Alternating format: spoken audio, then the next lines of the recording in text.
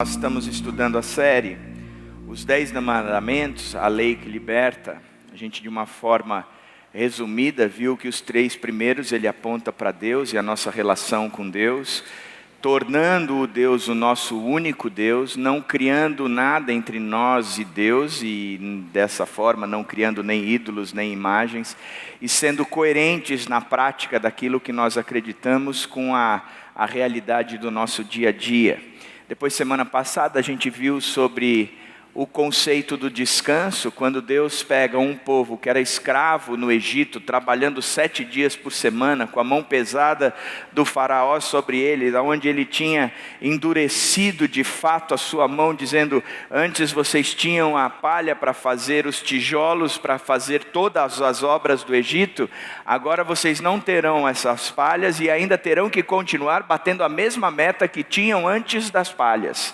E aí a mão pesada do faraó, Deus tira o povo do Egito e diz: eu os tirei da escravidão da terra do Egito com mão poderosa e te trouxe para perto de mim com asas como de águia, trouxe rapidinho. E aí ele vem com uma palavra brilhante dizendo: olha, sabe o que eu quero para vocês? Vocês estão acostumados com isso, com a mão pesada. Aqui comigo é diferente, vocês vão trabalhar 6 dias e o 7º dia vocês vão descansar.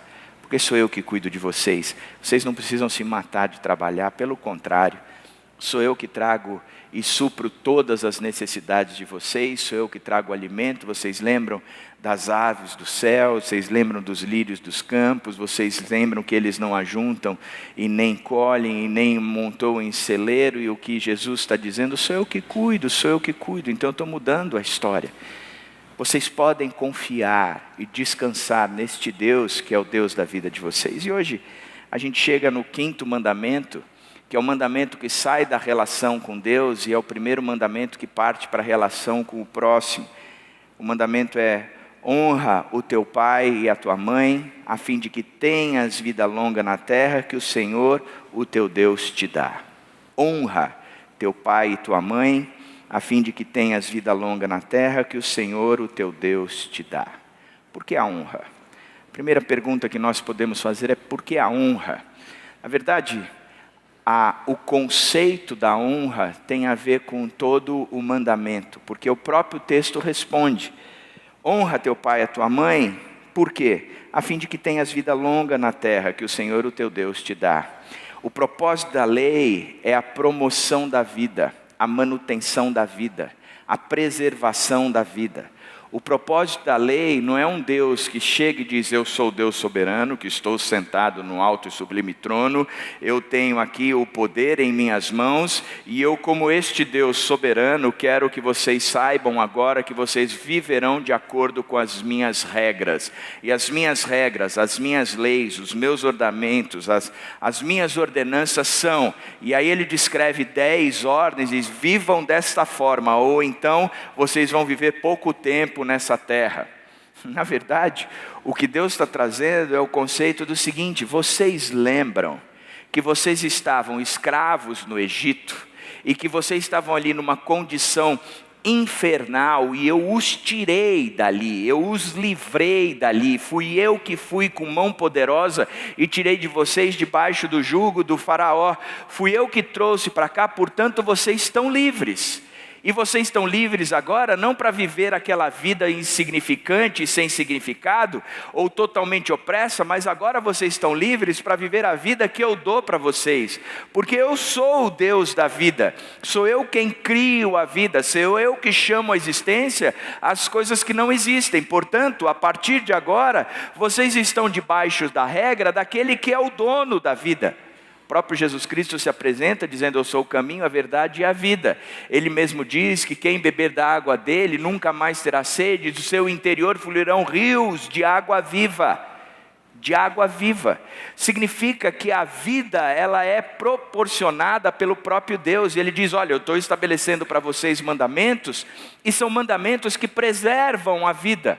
Porque vocês não cumpriram esses mandamentos, se tornaram escravos. Portanto, agora, o que eu quero que vocês entendam é que a vida será promovida na vida de vocês a partir do momento que vocês acolhem em si as ordenanças que eu dou para vocês. Porque o texto está dizendo: honra teu pai e tua mãe, a fim de que tenhas vida longa na terra. E o conceito não é de que eu vou viver 130 anos, da prosperidade e da vida longa, daquele cara que vai ser jornada nas estrelas e o Spock da orelha pontuda dizendo agora eu tenho uma vida longa. Não, não é este o conceito. O conceito é: vocês vão ter vida, ponto. Vocês terão vida. Agora, muitos de nós achamos que este texto e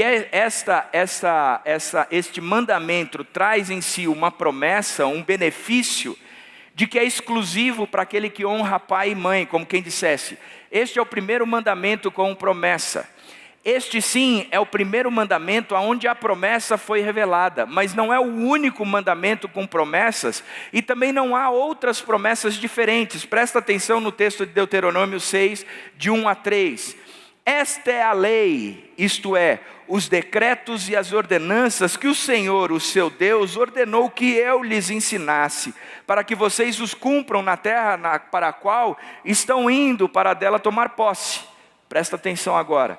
Desse modo vocês, seus filhos e seus netos temerão o Senhor, o seu Deus, e obedecerão a todos os seus decretos e mandamentos que eu lhe ordeno todos os dias da sua vida, para que tenham vida longa. Ouça e obedeça, ó Israel, assim tudo lhe irá bem, e você será muito numeroso numa terra onde manam leite e mel, como lhe prometeu o Senhor, o Deus dos seus antepassados. Ou seja, o conceito é: os mandamentos existem para promoção, para preservação, para manutenção da vida. Deus está nos dando mandamentos para que nós possamos viver de acordo com o princípio dele. E isso nos promove vida, nós desfrutamos dessa vida. Bacana, interessante, trouxe isso para mim, apliquei, entendi, bola para frente. Agora, é só para isso? O texto diz: desse modo, você e seus filhos e seus netos temerão o Senhor, o seu Deus, e obedecerão a todos os seus decretos e mandamentos. E aí ele descreve um pouco mais. Desse modo, vocês, seus filhos e seus netos. Eu sou pai, e eu tenho uma preocupação absurda em relação aos meus filhos. A minha preocupação sempre foi se eles gostariam de Deus como eu gosto, se eles se renderiam a Deus como eu me rendo, se eles entenderiam a minha fé e eles abraçariam a minha fé, porque para mim um dos maiores desgostos que eu teria na vida seria um dos meus filhos abandonarem a fé e disserem para mim: pai, nada do que você crê eu creio, nada do que você busca eu busco, eu tenho os valores totalmente diferentes de você. Agora eu fico imaginando o que é ter neto, e a preocupação daquele que é avô em relação ao neto. Será que meu neto vai ter a mesma fé? Interessante que existe uma promessa que traz: se vocês viverem deste acordo, haverá uma unidade, um propósito, um projeto, um conteúdo só na família de vocês. Vocês, seus filhos e seus netos. Uma das tristezas que eu tenho quando eu leio a Bíblia, no texto de Juízes, que diz que logo no capítulo 3, logo no capítulo 2, quando Josué morre e a geração de Josué morre também, são enterrados, se levanta uma geração que nem conhecia Deus e nem os seus feitos. Isso para mim é uma das maiores angústias que eu carrego, de pensar na possibilidade que a geração próxima da nossa não saiba quem Deus é e nem o que Ele fez. Portanto, uma das coisas que a gente entende é que os mandamentos existem para que haja a preservação da vida e a unidade no propósito de Deus. Portanto, a gente entende que o propósito da lei é a promoção da vida e da unidade. Eu, meus filhos e meus netos, debaixo da lei, nós chegaremos no mesmo lugar. Eu, meus filhos e meus netos, debaixo da lei, nós teremos o mesmo Deus. Eu, meus filhos e meus netos, debaixo da lei, nós teremos vida e vida em abundância. É isso que o texto mostra.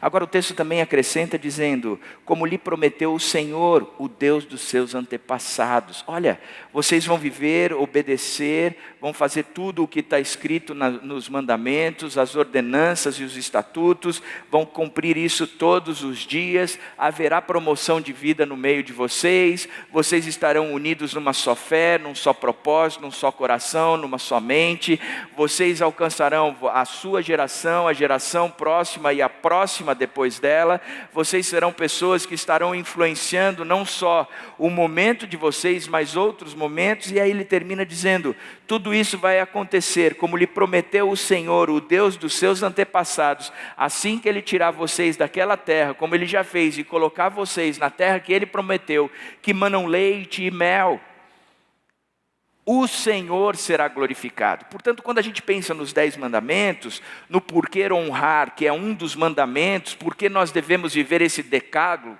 onde Deus traz para nós regras e princípios, o conceito é simples. O propósito da lei é a promoção da vida, da unidade e apresenta, reflete o Deus daquela nação. Portanto, ele estava estabelecendo uma lei, dizendo, escuta, vocês vão viver nesta lei, de acordo com tudo isso, para que tudo isso, a vida, para que a unidade e para que eu seja exaltado no meio de vocês. Eu serei o Deus de vocês. Vocês serão o meu povo, povo de propriedade exclusiva minha. Eu os escolhi no meio de toda a nação e tirei de vocês para perto de mim e tornei vocês o meu tesouro pessoal. Portanto, vivam desta forma, para que as outras nações entendam quem eu sou. Portanto, o honrar faz parte dos 10 mandamentos e eu preciso honrar por uma razão simples. A razão é, ele promove vida, ele promove unidade e ele reflete Deus no meio da nossa vida. Portanto, eu devo honrar. A segunda coisa que a gente pode pensar em relação a isso é o que é honra. Honra teu pai e tua mãe, a fim de que tenhas vida longa na terra que o Senhor, o teu Deus, te dá. A gente já entendeu que essa vida longa não são 130 anos de existência, mas é que a vida emanará no meio da gente. A gente vai ter vida em abundância. Agora, o que significa honrar? O que significa honrar?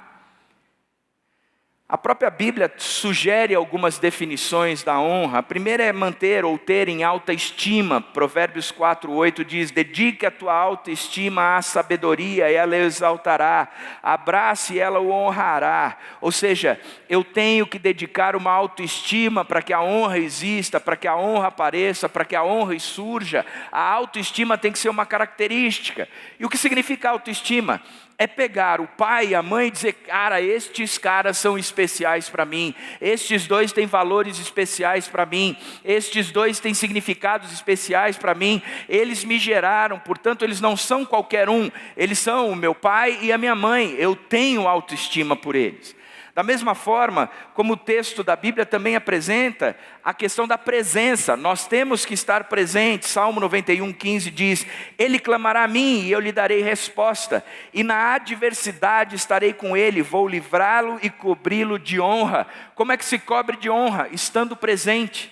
Ah, mas meu pai mora a 5.000 quilômetros de mim, joia, manda um WhatsApp. Você não precisa estar lá, mas você pode ser presente. Eu tenho participado de um grupo da terceira idade de quinta-feira. Sabe, uma das coisas que tem me impressionado é que eles usam a Bíblia digital, pegam o celular e de repente estão lendo na Bíblia digital. Tem umas que ainda mostram, olha, eu aumentei o tamanho da letra, eu enxergo muito bem. Eu tenho achado um barato isso, falando, cara, aqueles que a gente acha que não tem noção nenhuma. Ainda de manhã, a dona Diva estava aqui, eu ainda ri, falei, a gente ainda manda o devocional todos os dias Israel prepara um devocional e eu disparo para os membros da igreja. A dona Diva, pelo menos uma vez por mês, ela vai ler o devocional de manhã, ela me liga sem querer. 6:30 da manhã começa a tocar. Antigamente era com uma frequência maior, agora eu acho que ela tem aprendido. E toca o meu celular, que é um alarme, não, é a dona Diva que está me ligando agora. É sem querer, mas ela está me ligando. Ela riu pra caramba de manhã. Eu não dou tanta risada assim às 6:30 da manhã, mas ela deu. O fato é que é um pessoal que hoje em dia não está à parte da tecnologia, eles têm vínculos, e a gente pode mandar um WhatsApp, dizer: oi, estou orando, como você vai? Esses dias minha mãe criou no WhatsApp um grupo dos 5 Fontanas, eu, meus 3 irmãos e ela. E aí a gente conversa por lá, mas foi ela quem criou. Eu achei isso tão interessante, falando: caramba, a gente tem que ser presente. A gente tem que ser presente. A segunda coisa, a honra também tem a ver com respeito. Respeite cada um de vocês, a sua mãe e o seu pai, e guarde os meus sábados. Olha só, vocês vão respeitar a mãe e o pai. Vocês vão cuidar. O que significa respeitar? Respeitar significa: eu trato você com certa dignidade, eu escuto o que você está falando, eu não vou desprezar o que você está falando, nem ficar tirando barato daquilo, mas olha, aquilo que você fala, as suas dores, as suas dificuldades, os seus traumas, as lutas que vocês têm enfrentado, eu vou escutar. Porque se são lutas para você, eu vou respeitar isso, eu quero que você saiba que eu estou de acordo, eu estou prestando atenção, eu estou com você. Como também a Bíblia nos apresenta o conceito da obediência. Filhos, obedeçam seus pais no Senhor, pois isso é justo. Honra teu pai e tua mãe, esse é o primeiro mandamento com promessa. Qual é a promessa? De que você tenha uma vida longa, para que tudo te corra bem e tenhas longa vida sobre a terra, ou seja, que a vida seja preservada na sua vida. Mas obedeça. Obedecer parte do princípio de que não necessariamente eu estou de acordo, porque se eu estou de acordo, eu estou de conivência. Eu sou conivente com aquilo que você está propondo. A obediência é quando eu digo: cara, eu não concordo com o que você está falando, mas eu vou obedecer. Eu vou cumprir, eu vou fazer o que você está propondo. Isso tem a ver com obediência. Então, de uma certa forma, a Bíblia está dizendo que a honra tem a ver com a autoestima, com a presença, com o respeito, com a obediência, de considerar pra caramba, de estar presente ali do lado, de respeitar, ouvindo a todos os movimentos deles e ter uma obediência de que o que eles estão propondo, tá bom, eu vou fazer. Agora, o problema é que a gente está falando aqui numa condição ideal de temperatura e pressão, né? Quando os pais são homens e mulheres de Deus que estão usufruindo todo um convívio com Deus, e aí para nós isso é interessante. Sabe por quê? Porque tem uma coisa que a gente não pode confundir. Quando Deus disse: por essa razão o homem deixará pai e mãe, ele apresenta um paradoxo. O paradoxo é: nós temos que honrar o pai e a mãe, mas a gente também tem que deixar o pai e a mãe. Como é que eu posso honrar se eu tenho que deixar? Parece que é algo contraditório, que é oposto, entra em oposição um em relação ao outro. A gente precisa entender o texto, o contexto que esta frase de você vai deixar o seu pai e a sua mãe foi incluído. Deus olhou para o homem e disse assim: não é bom que o homem esteja só. Interessante isso. Porque foi Deus quem percebeu que o homem estava sozinho. Deus sabia que o homem tinha a si, e Deus e o homem se relacionavam. Deus vinha todos os dias, na viração do dia, e conversava com o homem, tinha diálogos com ele, batia papo, tinha colocado o homem no centro da sua criação, para ser aquele que seria o responsável por tudo aquilo que ele havia criado. E Deus vinha e conversava e batia papo, só que Deus percebeu que, apesar de Deus e o homem se relacionarem muito bem, o homem estava sozinho. O homem não tinha com ele um ser, ou não era com Deus um ser completo, mas era um ser pela metade, meia boca, não estava. Então Deus dá uma tarefa para o homem: eu quero que você desafie aí os animais a virem na sua presença, e você vai dizer como eles se chamarão, e o nome que eles chamarem eu vou acreditar, você está escolhendo. Então os animais vêm na presença do homem, ele diz: elefante, elefoa, anta, testa. Aí ele sai definindo quais são os nomes dos animais todinhos, de coração, testa, você sabe disso. Ele define ele classifica. E aí o que acontece? Ao término de tudo isso, eu acredito que na cabeça do homem ele falou assim: puxa, eu tenho Deus e eu tenho os animais. Com alguns animais eu até me relaciono muito bem com eles. Eu tenho um cachorrinho que vem em casa, cara, esse cachorrinho eu considero ele o ser mais querido. Lá em casa, às vezes, eu tenho uma crise com o cachorro que a gente tem, o iPod. Às vezes eu acho que a Dani gosta mais do iPod do que de mim. Às vezes eu vejo a Dani fazendo um cafuné no iPod e eu falo, poxa, faz um em mim. Ela, não faço. Ele merece, você não. Tem dia, gente, que eu chego balançando o rabinho para ver se eu ganho um ossinho, um cafuné, um cheiro, qualquer coisa. Eu falo, não. Eu fico pensando que Adão vivia nessa condição. Eu tenho esse, mas não é aquele que me corresponde. Então na cabeça de Deus diz, então tá bom, agora eu vou fazer algo diferente. Eu vou te dar um sono. Eu gosto muito dessa relação do sono. Deus dá um sono profundo e tira uma costela. Por que Deus dá isso ou faz isso enquanto ele dorme? Porque Deus queria que ficasse bem claro que enquanto você dorme você não faz nada, então sou eu que estou fazendo. Deus dá aos seus amados enquanto dorme, diz o Salmo 127, no contexto de família. Deus criou o mundo e a dinâmica da criação é que houve tarde de manhã o primeiro dia, ou seja, a criação aconteceu no período da noite, que é o período onde nós não fazemos nada. Então Deus dá um sono para Adão, para que o Adão entenda que o projeto do casamento não tem nada a ver com ele, é algo sagrado, é exclusivo de Deus, partiu do coração dele. Tanto que quando ele acorda, ele diz, essa sim, essa é carne da minha carne, é osso do meu osso, é diferente desses animais todos, é diferente de Deus, ela está no mesmo patamar, é alguém que vai caminhar comigo na minha própria vida. A partir disso, do projeto de Deus, Deus vira e diz, então, portanto, por essa razão, o homem vai deixar pai e mãe, e ele vai se unir à sua mulher. Existe um processo de maturidade. Nós nascemos e estamos debaixo do próprio pai e da própria mãe, que representam Deus na nossa vida. Nós não temos maturidade e são eles, na verdade, que trazem Deus para a minha vida. Só que eu tenho que crescer, eu tenho que amadurecer, eu tenho que ser capaz de tocar a minha própria vida, principalmente na condição de deixar o meu pai e minha mãe, e agora eu me submeto a Deus, eu estou debaixo de Deus, é Ele quem me controla, e eu sou capaz de formar uma família porque eu estou nessa condição, eu cresci.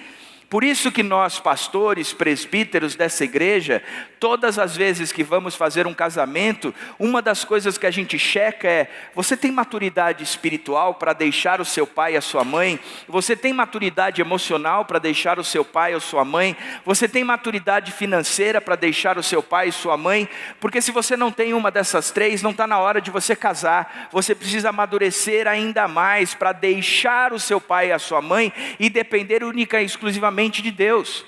Portanto, a maturidade exige que ninguém mais vai se interpor entre eu e Deus. Ninguém mais vai se colocar na minha relação entre eu e Deus. Ninguém mais atrapalha ou dificulta, ou é uma barreira, ou é quem impõe, como deve ser a minha relação entre eu e Deus. E se alguém que existe, mesmo que tenha sido o meu pai ou minha mãe, e estes sujeitos estão se interpondo entre eu e Deus, eu tenho que deixar o meu pai e minha mãe simplesmente para caminhar próximo de Deus.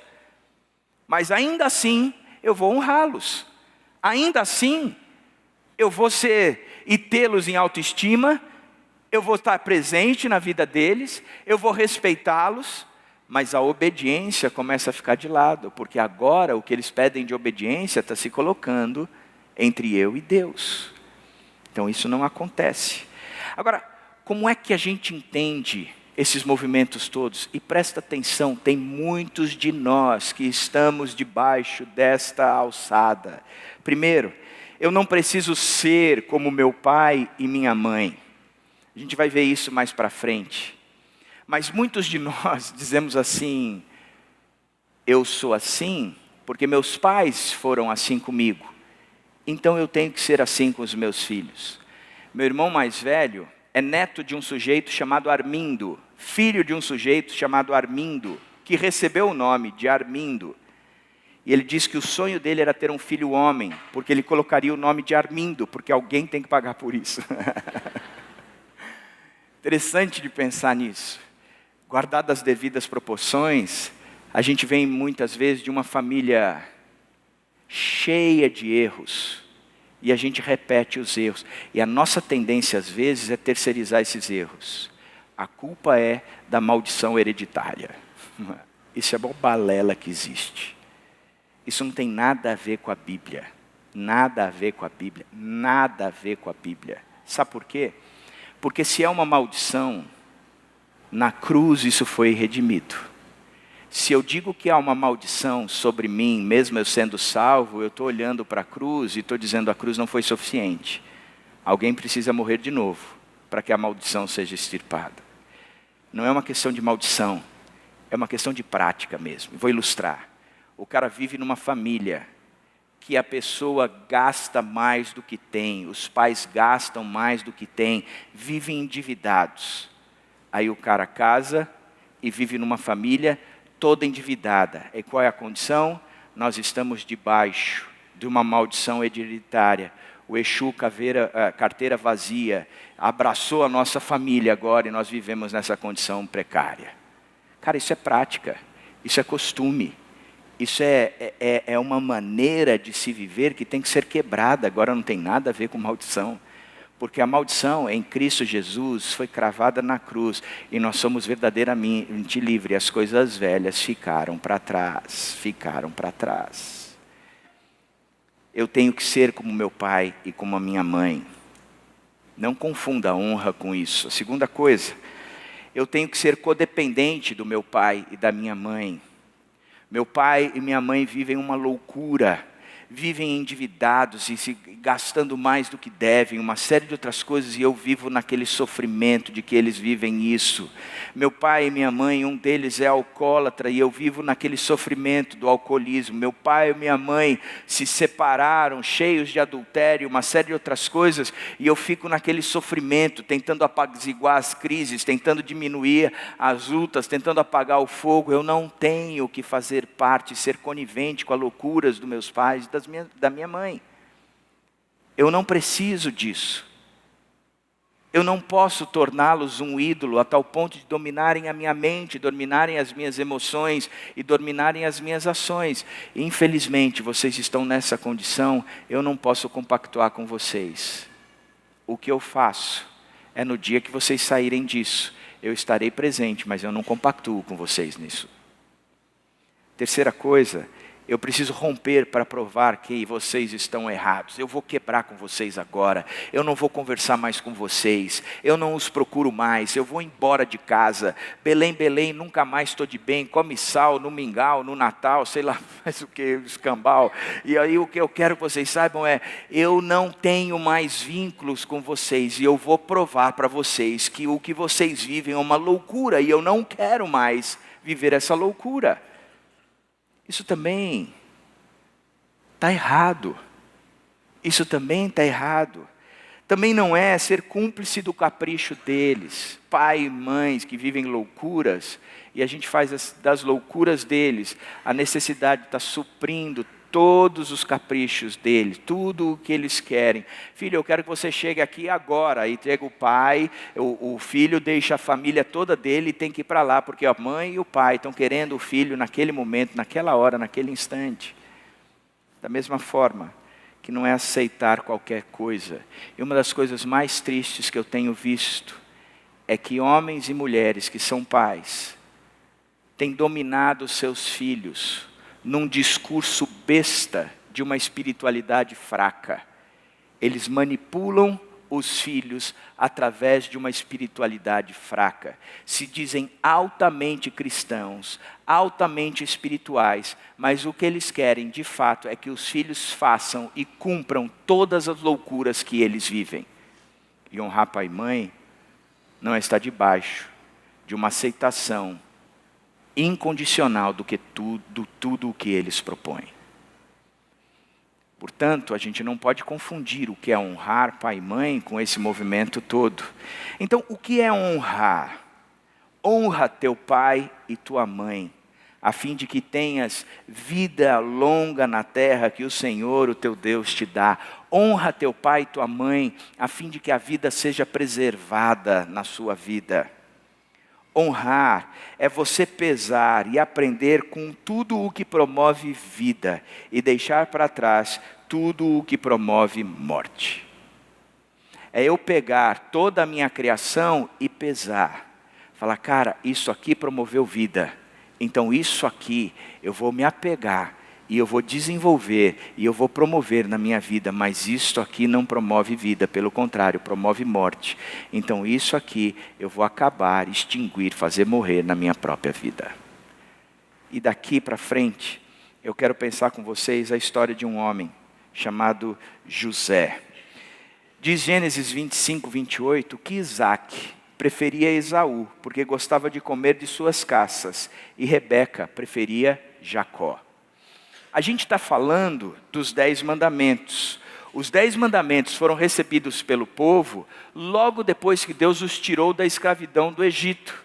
Agora, é importante a gente entender como é que este povo chegou no Egito. Existia um homem chamado Isaac, que teve um filho com a sua esposa Rebeca.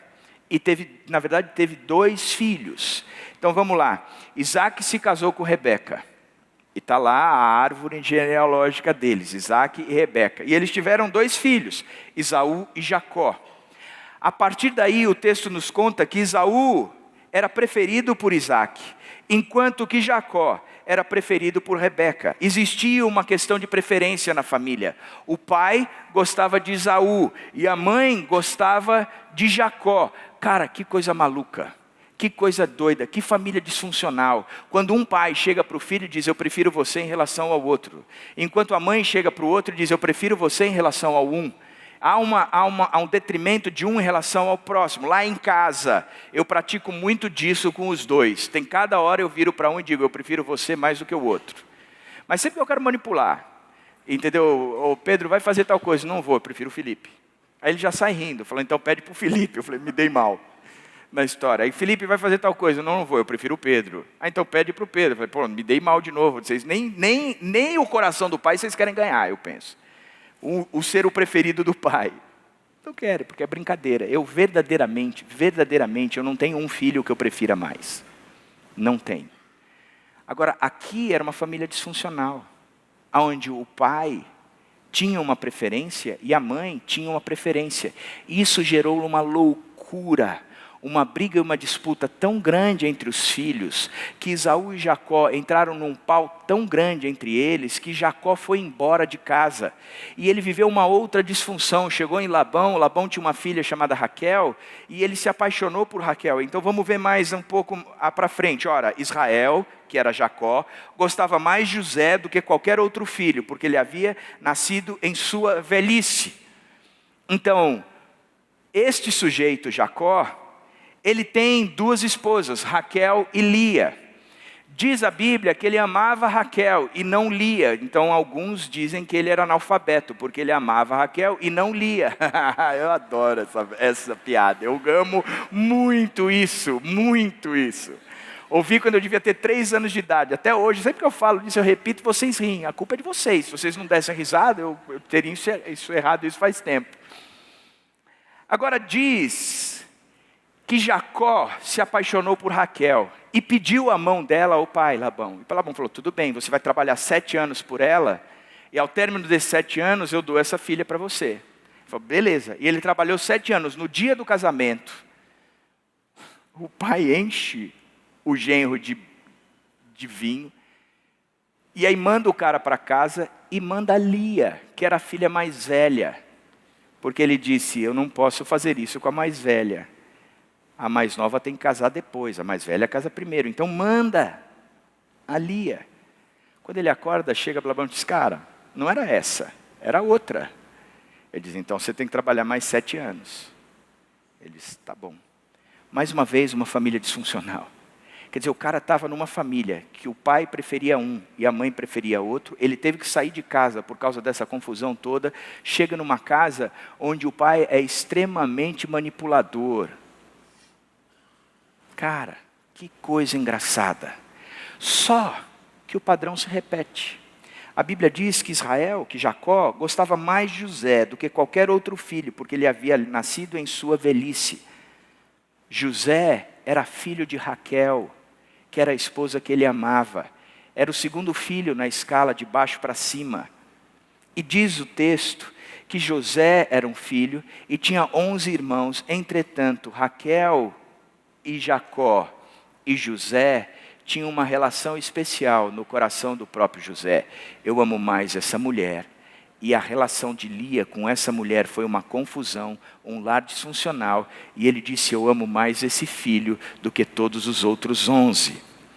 Agora, a coisa foi tão complicada que o texto diz o seguinte, no verso 3 e 4. Ora, Israel, que é Jacó, gostava mais de José do que qualquer outro filho, porque ele havia nascido em sua velhice. Por isso mandou fazer para ele uma túnica longa. Quando os seus irmãos, os outros, viram que o pai gostava mais dele do que de qualquer outro filho, odiaram-no e não conseguiam falar com ele amigavelmente. Olha que coisa, o pai chega para o segundo filho, de baixo para cima, e diz, você é o meu preferido. Tanto é meu preferido que eu vou dar uma túnica especial para você. Ela é Brooksfield, ela é de marca, ela é famosa. Ela tem um corte perfeito, vai te deixar nos trinques. Os outros eu dou da loja Renner mesmo, aquele que eu pago em 18 vezes no cartão, quando eu pago prestações de R$2, mas eu pago. Os filhos, vendo essa situação, diz o texto que quando eles viram que o pai gostava mais do irmão do que de qualquer outro filho, odiaram-no e não conseguiam falar com ele amigavelmente. Olha que coisa interessante. A partir daí, eles não conseguiam mais conviver com o irmão. Os ciúmes e o ódio foi tomando o coração dos 11, que eles não conseguiam nem mais falar com ele amigavelmente falando. Sabe por quê? Porque é uma coisa interessante. Existe um trauma. O pai gostava mais dele do que os outros. Este trauma, ou era um pensamento, onde eles tinham na cabeça, meu pai gosta mais daquele do que dos outros, gerou uma emoção. Qual era a emoção? O ódio. O ódio dominava o coração daqueles caras. O ódio estava totalmente controlando o coração daqueles caras. Então, o trauma, o pensamento, gerou uma emoção que gerou um comportamento. Qual é o comportamento? Nós não conseguimos mais falar com ele amigavelmente. Nós o odiamos, estamos com o coração cheio de ciúmes. E daqui para frente, o que nós queremos é vingança. Nós queremos ver esse sujeito morto. Nem mesmo falar com ele nós conseguimos. Resultado de tudo isso, diz que quando os mercadores ismaelitas de Midian se aproximaram, seus irmãos tiraram José do poço e o venderam por 20 peças de prata aos ismaelitas que o levaram para o Egito. Sabe o que o texto está mostrando? Está mostrando que naquela família disfuncional aconteceu algo extremamente triste. Os irmãos que viveram um trauma e criaram um pensamento que resultou em emoções, e essas emoções generalizou um comportamento marcado para eles, fizeram com que eles vivessem de acordo com este comportamento, a família disfuncional, que era marcada na história da família toda. Meu pai gosta de um, o resultado de tudo isso é que eu vou gostar do outro, e eles estavam experimentando isso o tempo todo no meio deles. Era comportamento, até que eles pegam o irmão, tiram a túnica, jogam o irmão no poço, vendem o irmão para os ismaelitas, mancham a túnica de sangue, entregam para o pai, dizendo, o teu filho morreu, mas na verdade ele tinha sido vendido para os ismaelitas que o venderam no Egito para que ele fosse escravo por lá. Como é que o povo de Israel chega no Egito? Ele chega no Egito por intermédio de uns filhos que não honraram pai e mãe. Agora você olha o coração de José. Você diz, cara, José sofreu um trauma. Ele deve estar com o coração cheio de emoções, dominado por emoções, por raiva. Ele perdeu muito tempo da vida dele. Ele tinha 17 anos e ele começou a trabalhar para o faraó quando ele tinha 13 anos da vida dele. Foi entre escravidão, entre prisões e uma série de outras coisas. Imagina o quanto o coração dele não foi deformado por tudo isso, ou poderia ter sido deformado por tudo isso. Agora, a Bíblia diz em Gênesis 45, 4 e 5, que a nação de Israel começou a viver um período de estiagem e de fome absurda. Faltava comida. Entretanto, José tinha crescido no Egito de tal forma que ele agora era o segundo homem do Egito. Tinha o faraó e depois o faraó, quem mais mandava era José. E José, sendo sábio e interpretando alguns sonhos, entendeu que o pessoal ia passar 7 anos de muita abundância e depois 7 anos de muita carência. E nos 7 anos de muita abundância, o que ele fez foi estocar. E estocou muita comida, a tal ponto que tinha de sobra para que eles, o povo do Egito, vivesse nos 7 anos. E eles estavam vendendo dessa comida, esses alimentos estocados, para toda a região. Então a família de José, que achava que José estava morta, sai da terra que não tinha comida nenhuma e chega no Egito e vai comprar comida do irmão que eles consideravam morto. Agora o irmão tinha vivido um trauma. O irmão carregava em si emoções. O irmão poderia ter adquirido um comportamento diferente. A diferença é que Deus entrou na vida desse sujeito. E ele entendeu que existe um propósito maior por trás de tudo isso. E ele chega dizendo: cheguem pais pertos, disse José a seus irmãos. Quando eles se aproximaram, ele disse: eu sou José, seu irmão, aquele que vocês venderam ao Egito. Agora não se aflijam, nem se recriminem por terem me vendido para cá, pois foi para salvar vidas que Deus me enviou adiante de vocês. José quebra todo o processo dizendo: existe um Deus que é maior do que todas essas coisas. Existe um Deus que faz com que todas as coisas cooperem para o bem daqueles que amam a Deus. Existe um Deus que conversa comigo de tal maneira que eu entendi que o processo pode ser rompido, que eu não preciso repetir as mesmas coisas, que eu posso honrar o meu pai e minha mãe sem viver a loucura do meu pai e minha mãe e carregar no coração ódios e ressentimentos e uma série de coisas a tal ponto que eu prefira uns em detrimento a outros. Eu estou dizendo para vocês que eu estou aqui no Egito e foi Deus quem me enviou à frente de vocês para que a gente pudesse sobreviver no período de fome. Vamos quebrar tudo isso. Vamos parar com todas essas coisas. Deus é maior do que as nossas emoções, porque Deus é o único que pode nos dar um coração novo, que tira as emoções, que tira o ressentimento, que apaga os pensamentos, que faz um transplante de mente, onde todas aquelas reações que nós vivemos, elas podem ser apagadas de fato, e de tal ponto e de tal maneira, que nunca mais eu vou sentir aquilo. Sabe por quê? Uma das coisas que eu tenho aprendido nos meus atendimentos, e tenho conversado com alguns amigos, é que a maior parte dos nossos problemas, ou todos os nossos problemas que geram em nós comportamentos errados, compulsões, vícios, falhas de caráter, tem a ver com frustrações de relacionamento. Eu não conheço ninguém que chegou para mim e disse: André, eu me tornei um alcoólatra porque o meu relógio quebrou. André, eu me viciei na pornografia porque o meu carro fundiu o motor. Quando você vai ver o comportamento adquirido, que é fruto de emoções, que são frutos de um trauma que gerou esse pensamento todo, ou de uma interpretação, sempre tem a ver com pessoas. E na minha opinião, se não a sua totalidade, a sua maior parte tem a ver com o pai e com a mãe.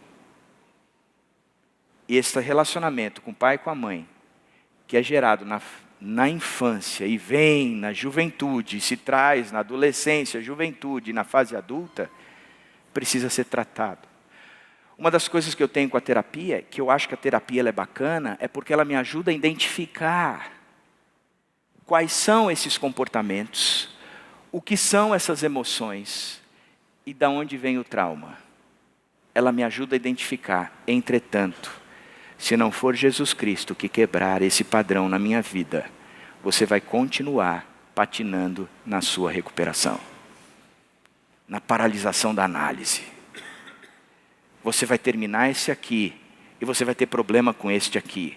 e você vai terminar com este aqui, e você vai ter problema com este aqui, e você vai terminar com este aqui. E é das experiências que eu tenho visto no Celebrando a Recuperação, que para mim é o lugar que todos nós deveríamos experimentar para aprender, de fato, como lidar com esse movimento todo na nossa vida, é que enquanto a pessoa não se rende de fato ao poder superior, que é Jesus Cristo, essa recuperação sempre será meia boca, mesmo entendendo qual é o trauma que gerou a emoção, que gerou o comportamento.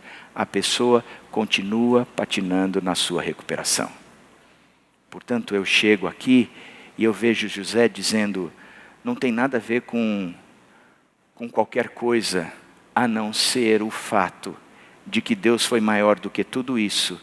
E eu entendi que hoje eu estou aqui, porque Ele abriu as portas para que eu chegasse primeiro e a nossa vida fosse preservada.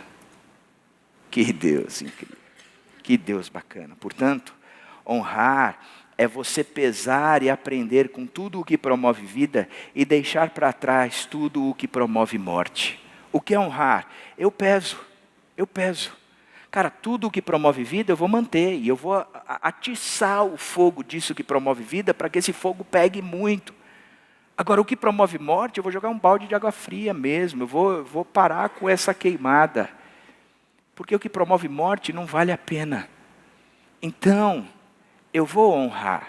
Significa que o 5º mandamento, ele está trazendo para nós algo importantíssimo, dizendo o seguinte, escuta, se Deus não for o Deus da sua vida, se Deus não for aquele que está em primeiro lugar no seu coração, se Deus não for aquele que não tem nada entre você e Ele, se Deus não for aquele que não foi substituído por nenhum outro ídolo na sua vida, se Deus não é aquele que você está dizendo que o cultua, mas pratica coisas diferentes, você está dizendo o nome dele em vão, se Deus não é aquele que você não vive com ansiedade por coisa alguma, e você até descansa, porque você sabe que Deus está no controle e tem o cuidado da sua vida, o que vai acontecer com você é que você será incapaz de se relacionar com outras pessoas, a tal ponto de honrar as outras pessoas, começando com o seu pai e com sua mãe, que é o primeiro relacionamento mais próximo.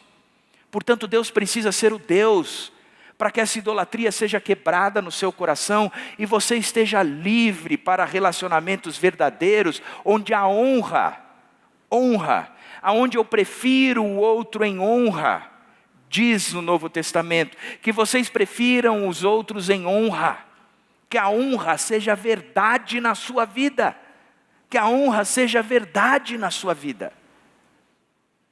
Só que agora, você vai chegar para mim e vai dizer, André, mas como é que eu vivo isso? Então eu quero que você pense numa coisa. José vem de uma família totalmente disfuncional. O avô era disfuncional, o pai era disfuncional, consequentemente ele viveu no meio de um monte de situações complicadas. O resultado de tudo isso é que o ódio no coração dos irmãos dele foi tão aguçado e foi tão levantado que ele acabou se tornando escravo no Egito. Mas Deus deu uma oportunidade e ele mudou o coração de José. Só que o povo voltou para lá e o povo ficou por lá. A fome cessou, mas eles se acomodaram no Egito. E diz a Bíblia que aquele faraó morreu e todos da geração de José morreram. Só que o povo de Israel continuou no Egito. Veio um faraó que não sabia nada da história do povo judeu, do povo de Israel lá no Egito, e começou a observar o seguinte: já é uma nação que está no nosso meio, que é mais numerosa do que a gente. Se cair a ficha para eles, eles se levantam e vai acabar com a gente e com toda a nossa história. Nós estamos ferrados. Então, por causa disso, a gente precisa subjugá-los. A gente precisa dominá-los. Nós precisamos escravizá-los. E tem que ser com mão forte. E o que acontece?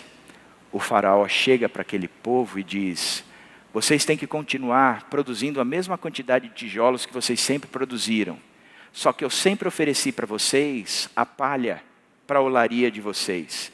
Só que a partir de agora, eu não dou mais palha nenhuma.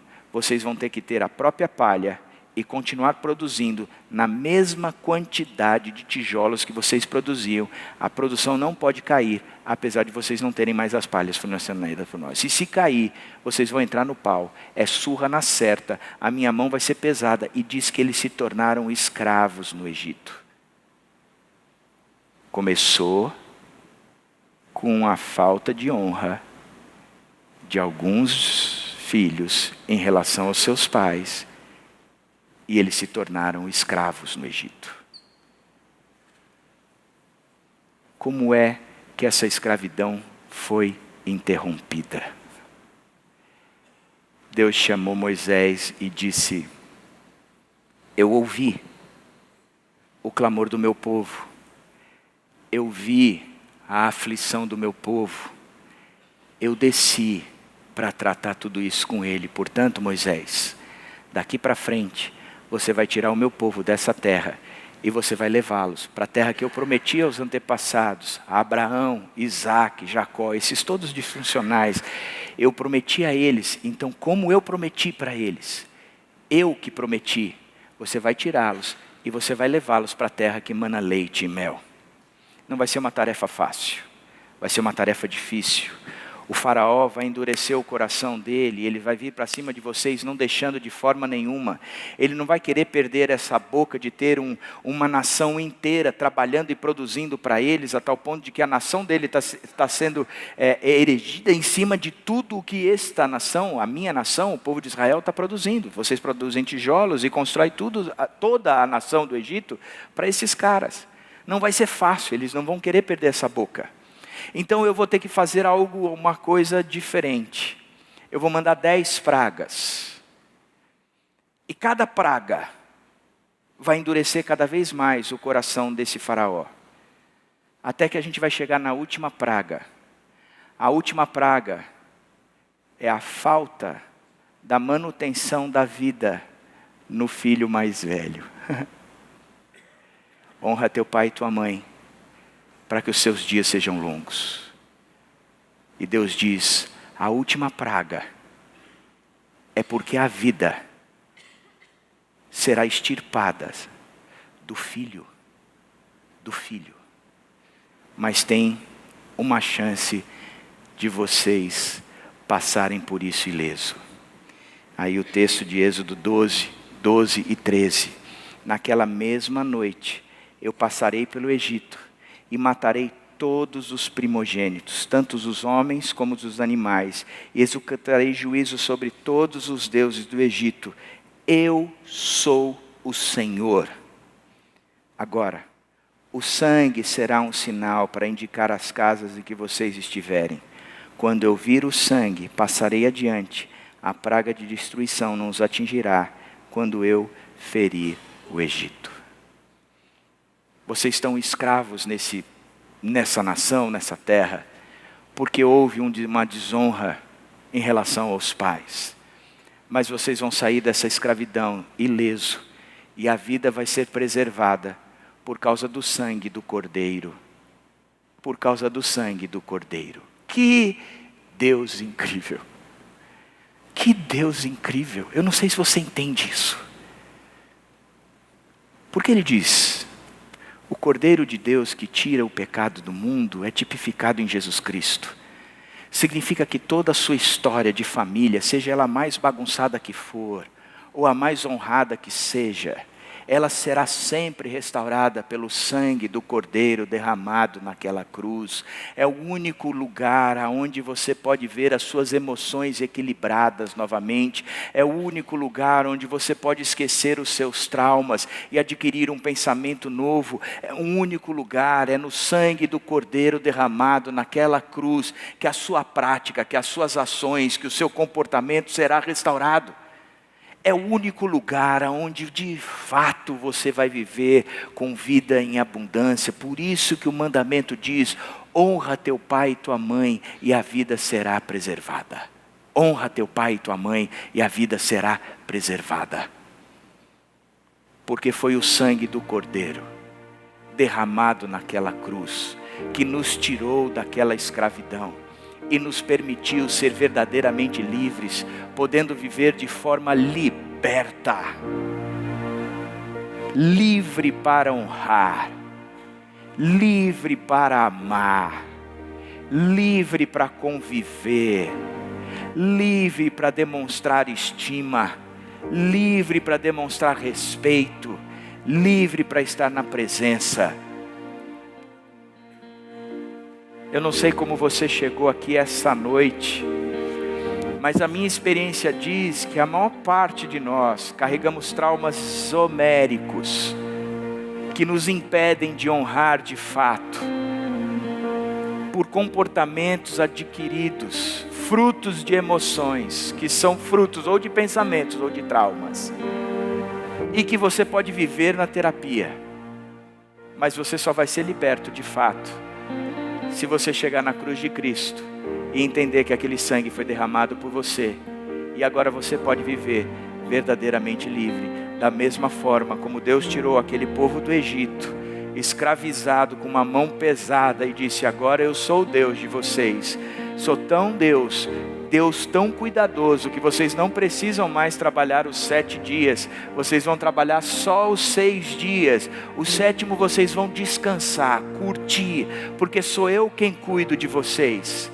E ainda digo mais, o coração de vocês vai estar totalmente liberto, para que vocês honrem, escolham a honra, prefiram a honra e a honrar uns aos outros, porque eu continuo sendo o Deus que tirou vocês da escravidão e os transportei para o meu reino, e como diz o Novo Testamento, o reino do Filho, do seu amor, porque nós fomos transportados do império das trevas, transportado para esse reino, o reino do Filho e do amor de Deus.